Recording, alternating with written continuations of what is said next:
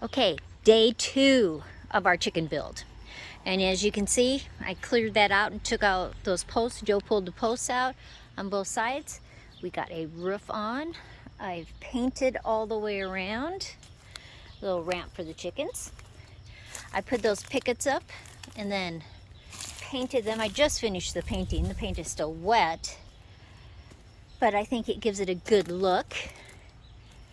And I had sanded all those first. And then let's look inside. This is the door I'll go in to clean.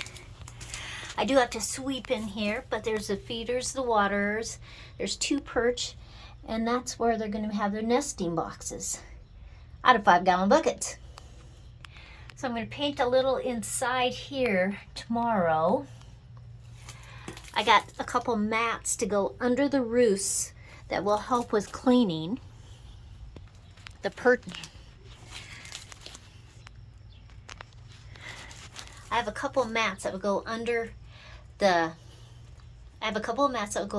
perches, so that will just help with cleaning. I got the feed today, sawdust. We have to get straw tomorrow.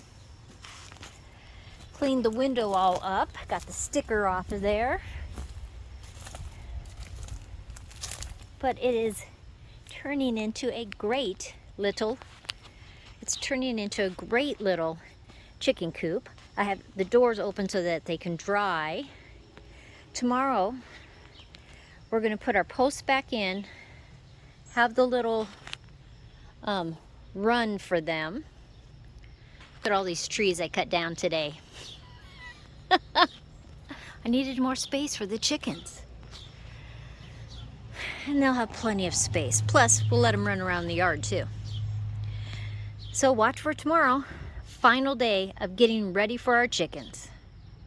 This is Sandy at Suburban Homesteader, Wyoming, Arizona. And I will see you next time.